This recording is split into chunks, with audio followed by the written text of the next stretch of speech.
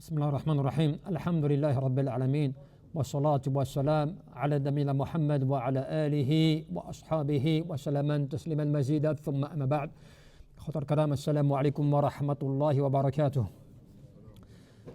Inch'Allah, nous allons aborder un sujet important, et cela sur la base d'une parole que Omar ibn Khattab al-Adlan avait soulignée. وقد كتبوا إلى عمر بن الخطاب رضي الله عنه يسألونه عن هذه المسألة أيهما أفضل الرجل لم تخطر له الشهوات ولم تمر بباله أو الرجل نزعته يعني إليها نفسه فتركها لله. Donc la question a été posée à Omar رضي الله عنه. Une personne lui a écrit afin de lui poser une question en lui demandant quelle est la meilleure de ces deux situations. Est-ce un homme à qui eh bien les passions, les désirs, les choses comme cela viennent à lui, et lui, cela ne lui fait aucun effet, cela ne l'attire pas du tout, n'est pas attiré par rapport à cela, il n'y porte aucune attention. Et une autre personne à qui eh bien, ses désirs, ses plaisirs mondains viennent à lui, et lui, il est obligé de résister, il est très tenté par rapport à cela, et il les délaisse, lillah, et il les délaisse pour Allah Azza wa Jal. Donc la différence entre celui qui est tenté, mais ça ne lui fait aucun effet, il ne s'y intéresse même pas, et l'autre qui est donc attiré à cela, il est tenté à cela, il penche vers cela, mais il résiste afin de ne pas tomber dans cela, et il délaisse cela pour Allah Azza wa Jal. Fakataba Omar, et Omar, donc il explique, il répond à cela en lui disant Innal ladina tashtahi nafsuhu al-ma'asi wa yatrukuha lillah azza wa jal min alladina amtahana Allahu qulubahum lit-taqwa lahum maghfiratun wa ajrun 'azim.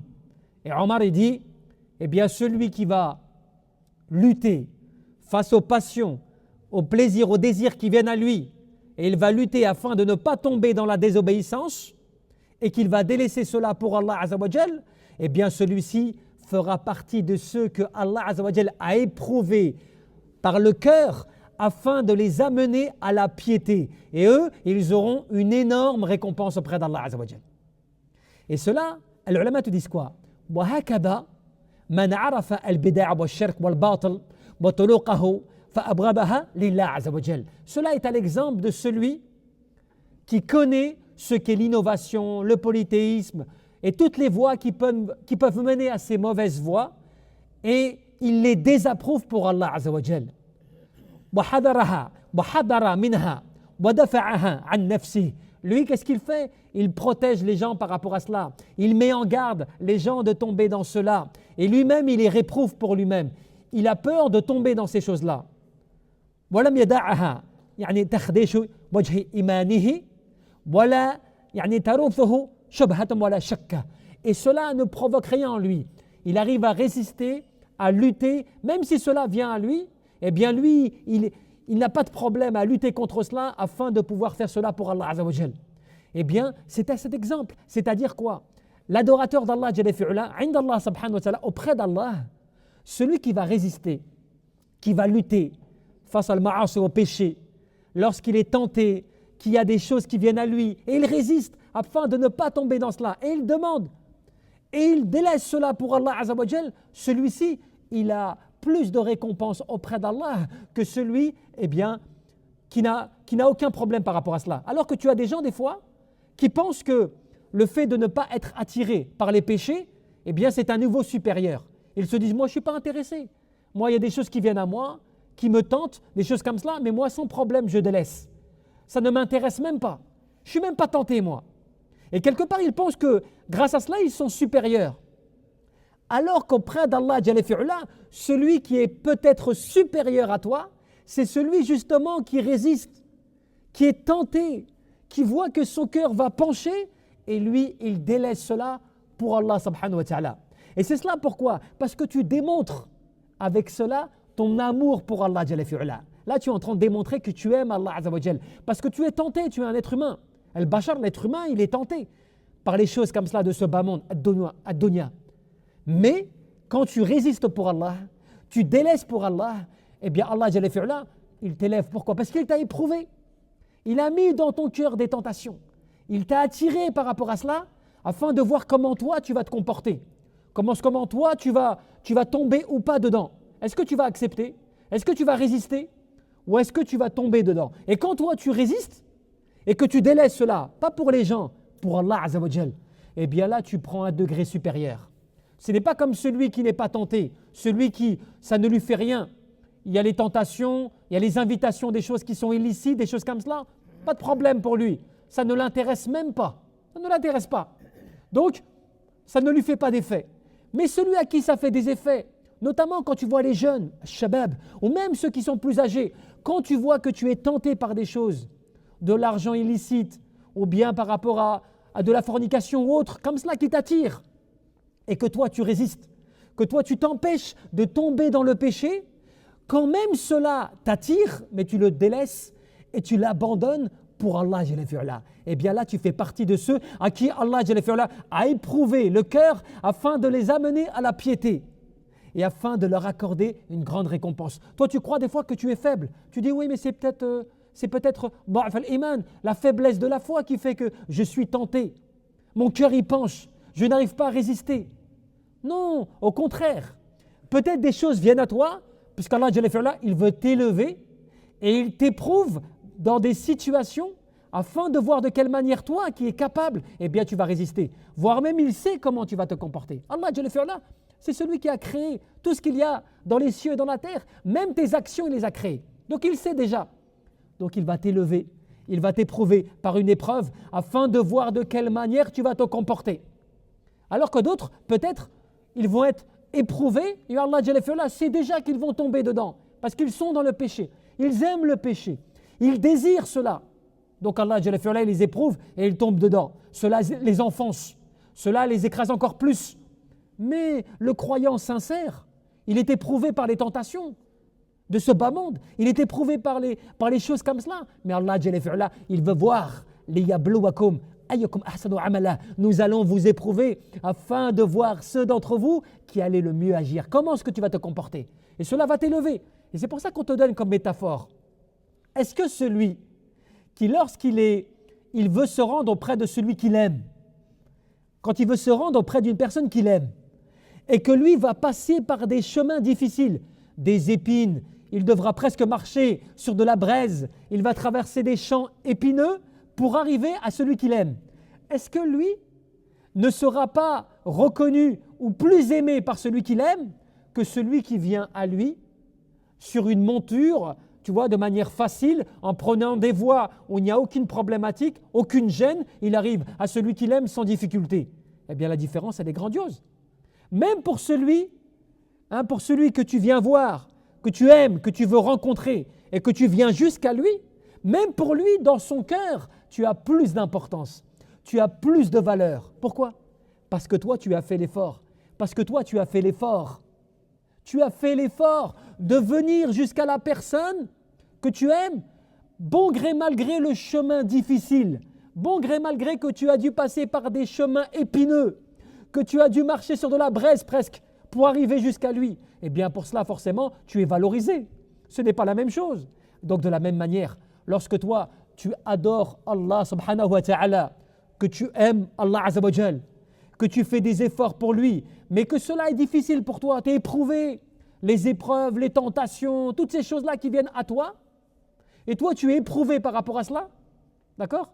Mais tu résistes, tu tiens bon, tu fais en sorte de ne pas tomber dans le panneau. Qu'est-ce qui se passe? Ben forcément, Allah Jalla fi'ala, il t'élève comme cela. Tu prends des degrés comme cela. Là, tu prends un niveau supérieur. Ce n'est pas comme celui qui, tu vois, certaines personnes te disent, moi, le Coran, alhamdoulilah, je maîtrise, j'apprends rapidement. Moi, le Coran, je lis facilement. Moi, je connais ceci, je connais cela. Pour moi, c'est facile. Depuis tout petit. Oui, mais dans ton cœur, fais qalbek dans ton cœur. Comment tu vis cela? Naturel, pour toi, pas plus d'efforts, parce que pour toi, c'est facile. Mais celui qui lutte, celui qui a du mal, celui qui prend le temps, tu vois, d'apprendre et de réciter comme cela, celui qui met des efforts à arriver à un résultat que toi tu arrives facilement, eh bien ne crois pas que tu seras forcément supérieur à lui. Tu connais le hadith? Celui qui lit le Coran avec excellence, il sera effectivement avec ceux qui parmi les anges élevés, ainsi de suite. La récompense divine par le fait de sa lecture, tu vois, belle et abondante. Mais celui qui lit le Coran avec difficulté, il aura une double récompense. Un pour sa lecture et deux pour la difficulté à laquelle il s'adonne et il tient bon. Parce qu'Allah Jalla fi'ala, il te récompense pourquoi? Pas pour le résultat final. Il te récompense pour les efforts. Tu as des gens qui peuvent connaître le Coran et pourtant, eh bien peut-être ils vont tirer de cela que très peu de récompenses. Pourquoi? Parce qu'ils ne sont pas sincères. C'est un intérêt mondain, un intérêt de notoriété, tu vois, d'être vu, d'être entendu comme cela pour dire « Oh, t'as vu comment est-ce qu'il connaît bien, comment est-ce qu'il récite bien, des choses comme cela. » Alors quand tu as quelqu'un d'autre qui, par son cœur, il est dévoué à Allah Jalla fi'ala. Il fait comme il peut, mais il est sincère. Et celui-ci va l'élever. Pourquoi? Parce que les actions ne valent que par leur intention. Tout dépend de comment tu fais ton action et pourquoi. Et si Allah Jalla fi'ala, il récompensait les gens, et si Allah Jalla fi'ala, il donnait la récompense divine que par rapport au résultat, qu'est-ce que cela voudrait dire? Que les prophètes dans ces cas-là ne seraient pas récompensés. Et ils n'auraient pas été élevés comme cela. Pourquoi? Nuh, alayhi salam, 950 années de da'wah à son peuple. Combien de personnes l'ont suivi? 83 personnes. Le résultat, il est médiocre. Que peu de personnes qui l'ont suivi comme cela pour 950 années de prêche à Allah Jalla fi'ala. 83 personnes. Mais Allah Jalla fi'ala l'a élevé parmi les grands prophètes. Les prophètes, tu vois, élevés, reconnaissants, pieux à l'égard d'Allah Jalla fi'ala. Parce qu'il a résisté, il a patienté, il ne s'est plaint qu'auprès d'Allah Jalla fi'ala. Il a imploré Allah Azza wa Jal, tu vois, par rapport à sa situation. Et Allah subhanahu wa ta'ala l'a secouru lui et tous ceux qui l'ont suivi. La récompense, elle était due à quoi? À l'effort et au fait d'obéir à l'ordre jusqu'à la fin. Pareil pour Yunus alayhi salam. Pareil pour tous les prophètes de manière générale. En général, le résultat est venu soit après ou soit le résultat n'était pas garanti. Des prophètes sont arrivés à leur peuple, ils sont restés une journée. Tu vois, d'autres prophètes comme cela n'ont pas forcément suivi leurs prophètes et pourtant ce n'est pas pour cela que ces prophètes-là n'ont pas été élevés, n'ont pas été, tu vois, à qui Allah Jalla fi'ala n'a pas accordé de grandes récompenses. Parce que toi, ton devoir à toi, inda Allah Jalla fi'ala, c'est l'effort. Tu dois faire l'effort, tu dois résister, tu dois patienter, tu dois perdurer dans l'obéissance à Allah Jalla fi'ala et le résultat final, il ne t'appartient pas. Ce n'est pas toi. Toi, c'est simplement l'effort. À la fin, que tu y arrives ou pas, ça ne te regarde pas. C'est pour ça que ce qui compte, quand tu apprends le Coran, le Coran, quand tu vas faire les efforts pour, dans la mesure de tes capacités, en faisant ce que tu peux, si tu n'arrives pas à la finalité de ce que tu souhaitais, ça ne dépend pas que de toi. Ça dépend d'Allah Jalla fi'ala. Ça dépend de la volonté d'Allah Azza wa Jal. Mais toi, tu dois nourrir la bonne intention de vouloir arriver à un résultat final, de vouloir arriver au bout. Mais après, ça ne t'appartient pas. Tu fais dans la mesure de tes capacités. Tu fais comme tu peux, mais en étant sincère. C'est comme cela que tu as deux personnes qui sont au premier rang, derrière l'imam, et qui font la prière comme cela. Il y en a un, il a la récompense équivalente à la montagne de Hud en termes de hasanat. Et tu as une autre personne dont sa récompense ne pèse même pas le poids de l'aile d'un moustique. Pourtant, ils sont tous les deux derrière l'imam, sur le même rang et derrière le même imam. La différence, elle est où? Yani, fi niyya, l'intention. Bon, le khushu', l'humilité. Comment est-ce que tu es dans ton cœur vis-à-vis d'Allah Jalla fi'ala au moment de ta prière? Pourtant, c'est la même prière. C'est la même chose. Donc, c'est pour dire quoi? Les apparences ou bien le fait de faire la même chose ne garantit pas forcément la même récompense. Tout dépendra de l'intention. Comment est-ce que ton cœur, il est lié à l'acte que tu réalises? Parce que tu peux faire un acte dont le cœur n'est pas dedans. Tu peux faire une chose dont le cœur n'est pas dedans. Tu as des gens qui vont lire le Coran facilement, par exemple, en un mois, comme cela, facile. Mais le cœur n'était pas vraiment dedans. C'est l'habitude qu'ils ont de réciter comme cela, facilement, rapidement. Puis on a d'autres qui passent beaucoup plus de temps. Tu vois, ils doivent consacrer du temps dans la journée et dans la nuit, et tu vois, et dans la soirée, parce qu'ils ont besoin de lire plus, parce qu'ils n'arrivent pas à lire plus vite, des choses comme cela pour arriver à finaliser, tu vois, leur mois, Bel Coran. Eh bien, tu vois que finalement, entre les deux, il y a une grande différence.